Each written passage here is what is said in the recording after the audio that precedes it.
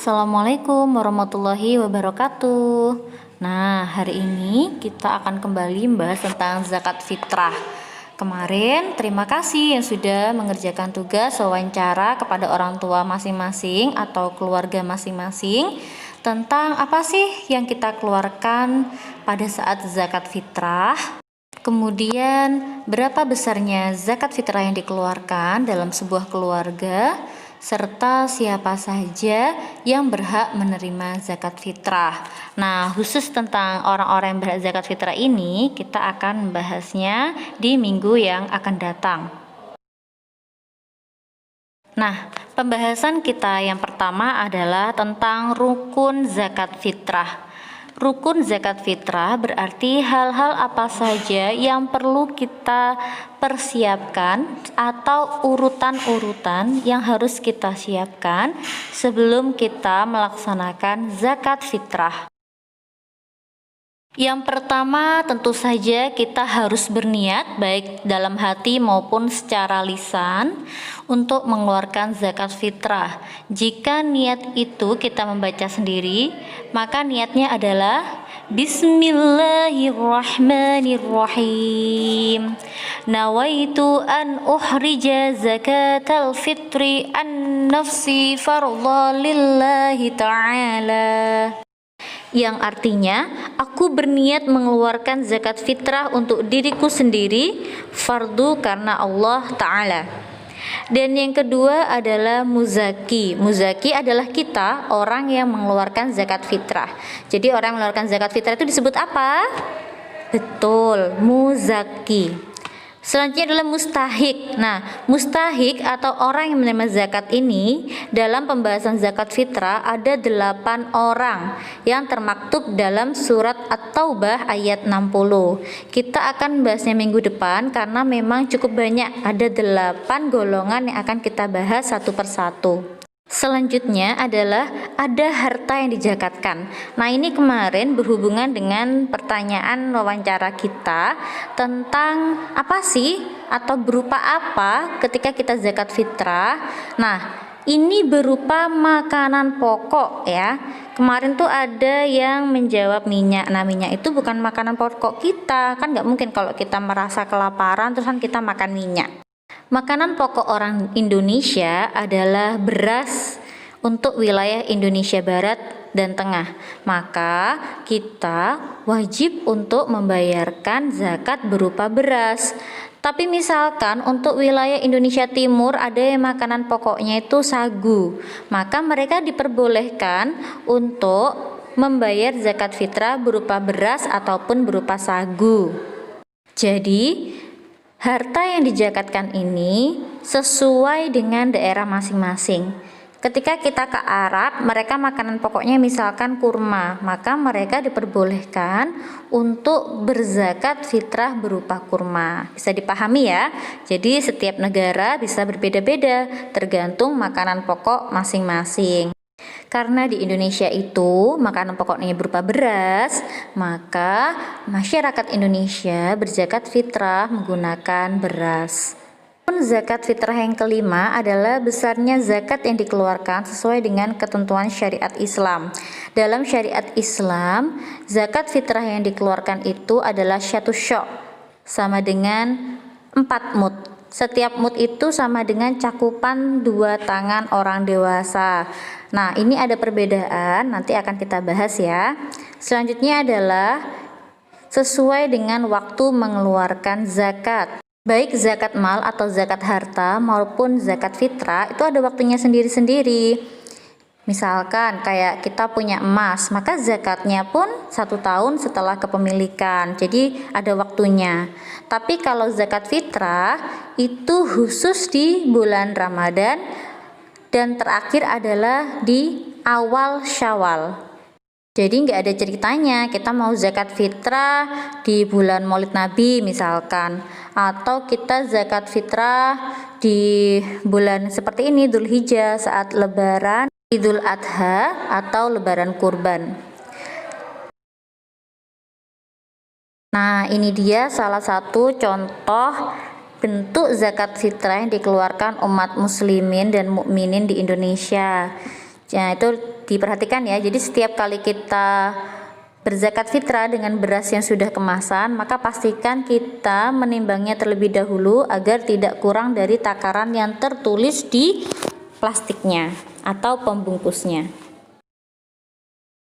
Nah, berapa berat zakat fitrah? Berdasarkan fatwa dari MUI Majelis Ulama Indonesia, berat zakat fitrah yang awalnya 2,5 kg sudah sekitar 2 tahunan ini berubah menjadi 2,8 kg.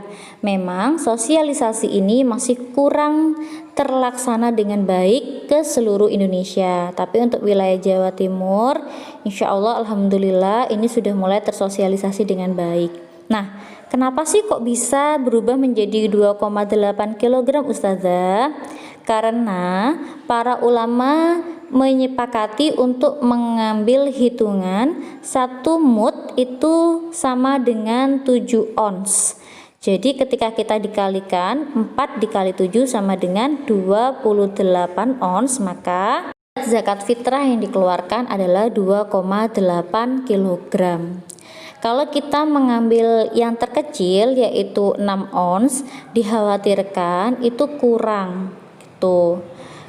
Ustazah, saya mau zakatnya sekalian aja 3 kg, tentu saja boleh. Maka kelebihan dari zakat yang kita keluarkan itu akan termasuk dalam nilai sedekah. Tentu saja itu juga berpahala yang sangat luar biasa. Jadi mulai tahun depan semoga Allah memanjangkan umur kita semua dan membarakahinya. Insya Allah kalau kita masih ada usia, saat zakat fitrah keluarkanlah 2,8 atau 3 kg. Ustazah, di rumah aku ada 3 orang, ayah, bunda, dan aku. Berarti berapa dalam satu keluarga zakat fitrah yang harus dikeluarkan? Untuk memudahkan perhitungannya, kita ambil yang 3 kg saja ya. Jadi tinggal kita kalikan saja, 3 orang dikali 3 kg. 3 dikali 3 berarti berapa? Pinter. Berarti dalam satu keluarga jika orangnya terdapat 3 orang, zakat yang dikeluarkan adalah 9 kg. Kalau mau pakai 2,8 kg juga boleh. Nanti kita boleh memakai kalkulator kalau perkalian komanya masih belum lancar. 2,8 dikali 3 berarti 8,4 kg. Jadi boleh ya, mau memilih yang 2,8 kg boleh, boleh juga memilih 3 kg. Nanti bilang ke orang tuanya masing-masing ya. Selanjutnya adalah kapan kita mengeluarkan zakat fitrah. Zakat fitrah itu bisa kita keluarkan selama bulan Ramadan. Jadi sejak awal kita berpuasa Ramadan itu sudah boleh mengeluarkan zakat fitrah, nggak apa-apa. Jadi selama 1 bulan penuh itu kalian bebas mau mengeluarkan zakat fitrah kapanpun, boleh asal selama bulan Ramadan. Nah, waktu paling afdol atau yang paling bagus adalah waktu antara sholat subuh dan sebelum sholat Idul Fitri. Jadi sebelum sholat Id, kita itu masih diperbolehkan untuk membayarkan zakat fitrah, dan ternyata ini merupakan salah satu waktu yang paling afdol loh.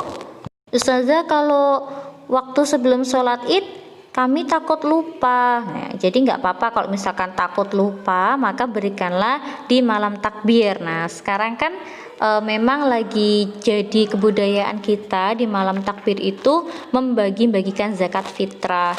Zakat fitrah itu boleh kita berikan langsung kepada orang yang berhak, boleh, atau kita titipkan kepada amil zakat yang misalkan ada di Basnas, ada di musola-musola dan masjid-masjid, atau di sekolah, itu juga diperbolehkan. Ada waktu yang harus kita hati-hati. Barang siapa yang mengeluarkan zakat fitrah setelah sholat Idul Fitri atau sholat Id, maka barang yang diberikan hanya menjadi sedekah biasa. Jadi hati-hati ya, jangan sampai lupa kita memberikan zakat fitrah di waktu-waktu yang sudah Allah tetapkan, yaitu selama bulan Ramadan sampai sebelum sholat Idul Fitri. Melebihi itu atau apabila kita misalkan lupa akhirnya mengasihkan zakat fitrah setelah sholat Idul Fitri, maka itu menjadi dosa dan hanya menjadi sedekah biasa. Wah, kan sayang sekali. Jadi, harus kita perhatikan dengan benar-benar. Jangan sampai keluarga kita lalai untuk membayar zakat fitrah. Oke semuanya? Nah, silahkan kalian hafalkan niat untuk mengeluarkan zakat fitrah sebagaimana yang sudah Ustazah jelaskan tadi. Di buku juga ada, kalau kalian mau melihat di buku bisa dicek di halaman 8. Hafalkan beserta artinya ya. Dikumpulkan minggu depan. Jadi Ustazah berikan waktu selama 1 minggu untuk menghafalkannya.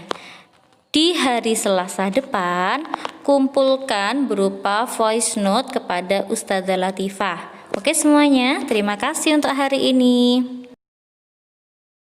Wassalamualaikum warahmatullahi wabarakatuh. Sehat-sehat terus di rumah ya.